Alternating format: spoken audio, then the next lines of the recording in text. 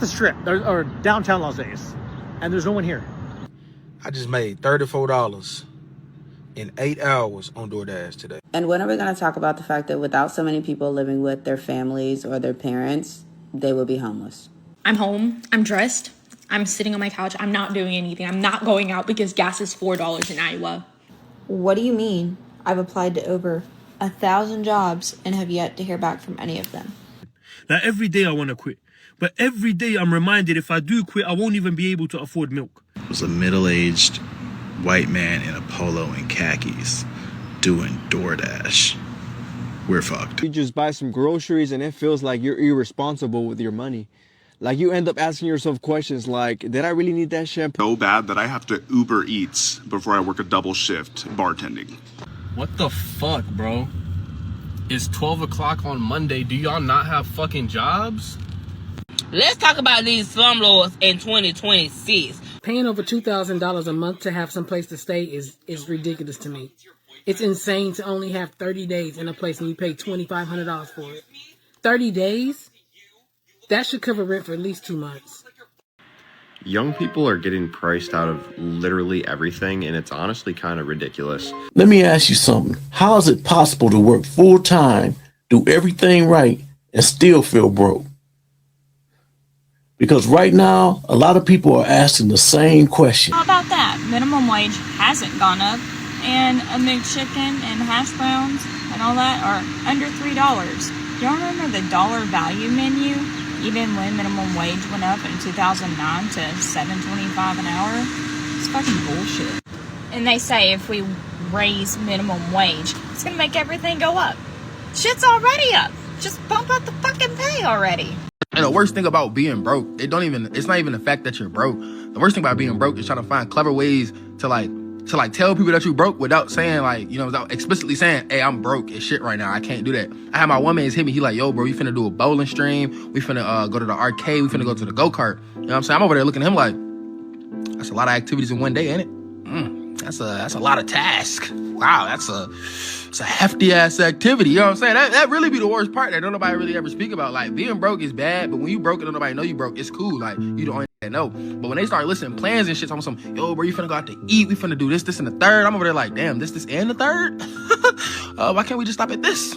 That's odd. I mean, honestly, we can go to the second this, but I'm a little hesitant on that too. We can do this, and I'll let y'all have this third. You know what I'm saying? But that really be the hardest part that we don't even be considering. Young people are getting priced out of literally everything, and it's honestly kind of ridiculous. Like, why is it that I want to buy a car that's 30 years old and I can't because they cost, I don't know, into the 25 to 30,000 range? It's utterly ridiculous. And I was talking about it with my buddy. We're both two young guys that make good money, like closer to six figures than not, and we both would be in financial ruin if we decided we wanted to go buy a brand new car or something like that from a dealer. It's just not possible, right? And I budget very heavily. I know exactly what I spent every single time I spent money this month. I know where it went, and it went into a spreadsheet. And it's just like, it's so terrible. Like when are we going to be able to afford things and just like actually enjoy the quality of life without worrying about, oh, I spent $10 here. Like, come on. For the first time in 3 years, inflation is outpacing wages. That means even if you're making a little bit more money, it's buying less. And we know that because we see the prices at the gas pump going up, and that's going to continue to increase as long as this war in Iran continues. That means it's going to take more money to get goods to store shelves, and those costs will be passed on to the consumer, to you. And when that happens, people are going to start pulling back on what they're spending to meet basic necessities. And that means that things are just going to get tougher. This is all on Trump. He doesn't think about the American people when he's making his decisions. How the hell are we supposed to retire? Because my whole damn check goes to gas, groceries, daycare, and my damn utilities. And my whole check is gone. How the hell am I supposed to retire when the prices look like this? I'm supposed to work until I die? And the older generation, they had it easy. They really did have it easy because at least you could retire. And you didn't even work, your husband worked, you got to stay home with your kids. Somebody need to save us because there is no way we about to retire at the ripe age of 65. We not. We're going to be working till we 98. And, you know, we're still probably going to be in debt. What happened to the American dream? It turned into the American scheme. I'm sick of this shit. I'm sick of it. I want to scream. Ah! I'm sorry. I'm so sorry. I'm tired of the way these gas prices are. We're going to be sitting at home. Man, I'm about to the point to where I'm going to sell all my shit and start living like the Amish. If the economy don't get much better, that's exactly what we're going to do. Gas is too damn high. Groceries too damn high. Everything's just too damn high. It don't matter if you make $100,000 a year anymore. I mean, it's like you making $15 an hour. You know? I mean, good Lord, man. Something's got to give. And you're going to have folks say, well, you got to budget your money better and this and that and the other. And while that may have some, you know, play in it, I will say, but good God, at the same time, you can't sit here and tell me that the price of everything ain't gone up. Because it has. I mean, this economy is trash, man. You know, well, you shouldn't have voted for the orange man. I didn't vote for anybody. Something's got to give. We got to do something. This shit crazy.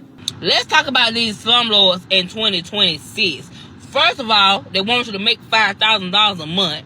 Second of all, they don't want you to have no small children. You don't want nobody to live with you. No nothing. They don't want no dogs, no cat, no smoking, no nothing. No sit on the balcony, no chairs on your balcony. Like, what the hell? If I made $5,000 a month, please believe I'll be buying me something.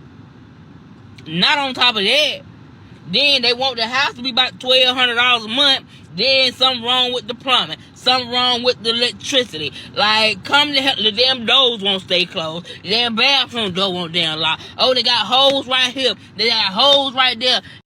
Plugs won't goddamn work. Make it make sense. They need their ass kicked. The slumlords for 2026, they need their ass kicked. Wow, what a day. If you have adult children, and I mean like not quite 30 yet, but like in their late 20s, these kids are struggling so bad. Like, this is so beyond ridiculous. I can't even believe it. If you have kids in that age bracket and they're prospering and doing amazingly, amen. That's awesome. I'm really happy to hear that. Then this video isn't for you. I'm talking to those of you who have kids that are not quite 30 yet, but are doing everything right. They're working hard. They pay their bills on time as much as they can. They work hard. They follow the rules. They do everything that the system tells them that they should do to be successful. And they're fucking struggling. Just struggling. It breaks my heart as a mom who sees her kids do all the right things and work their asses off. There's no reward. There is no reward. And I don't know. This is not sustainable. This is just some complete bullshit. Every aspect of their lives. I mean, I can't even cope. Like, I'm being billed and taxed, and every time I turn around, somebody's got their hands out to, you know, take more money from me or screw me over in another way, shape, or form. Like, every it's like, oh, we get a notification. Well, you this, and we're going to take money for that, and now you owe this. And it's just like, what the like, people just standing in line to over. And they're doing it to us, and we're established. My husband and I, like, we're doing just fine. Like, we're doing well. And we help our kids all that we can help our kids. And, like, I really wish I could just home. Just fucking bail and move home. And let's just regroup, pull all of our resources together, and just the system. I'm telling you what. System. These kids are getting no breaks, and they're never going to get ahead. I couldn't even imagine trying to start out in this day and age. What's going to give? The cost of living is so bad in America that the landlords are so out of touch with reality and what's really going on in America that they're still asking you for 3 times the rent. If I made 3 times the rent, I would not be applying to rent a place. I will be applying for an actual house, right? Keep it up. The cost of living is so bad in America that your credit score trumps even your income. Even if you make good income, those who know, you know. Your credit score is bad, that's not going to get you nowhere. You got to have good credit and good income. The cost of living is so bad that some people have no choice but to live in a hotel or even live in a shelter because of credit, because they can't afford anything else, because everything is out of their price range. It's that bad. The cost of living is so bad that when we are applying to places to live, we're spending hundreds, almost $200 to $300 on application fees for places that we don't even know if we're gonna get, because there's obviously no guarantee, because they still gotta run your background. It's that bad. The cost of living is so bad in America that most of us don't even live where our jobs are at, because typically wherever your job is at is way too expensive for you to be able to afford to live in the same area of your job. Some of us, not all of us, but if you know, you know. The cost of living is so bad in America that you have to split up your rent payments into 2 payments per month because it's too much to pay all at once. Now, there's nothing wrong with that. Like, you might save a little bit more money doing that because, you know, it's a good financial decision. But, you know, sometimes some bills you just want to get them out the way. Okay, it's due at the first of the month, from the 1st to the 5th or whatever. You want to get that shit out the way and worry about the other bills. So that's not necessarily a bad thing, but I would prefer it. What do y'all think? One of the things I think is the absolute craziest about the fact that people can't even afford to live and survive anymore is that the leaders in our world don't even care. Big CEOs that make a ton of money get tax write-offs that we don't, and they don't care at all because it doesn't affect them at all. How are families unable to feed their children or feed themselves without having to worry if they'll be able to pay their bills? The price in Michigan for everything is so high. It's just insane that I'm worried with how high the gas prices are because of the war right now. I don't even know if I'll be able to make it to my job, but I need to be able to make it to my job in order to make money and afford the rent that I can already barely afford because my wages aren't rising. My income isn't growing, but rent is growing, cost of groceries is growing, utility bills are growing, taxes are growing.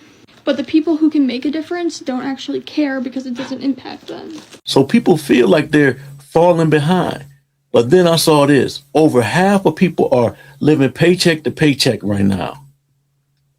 So it's not just you, it's everybody.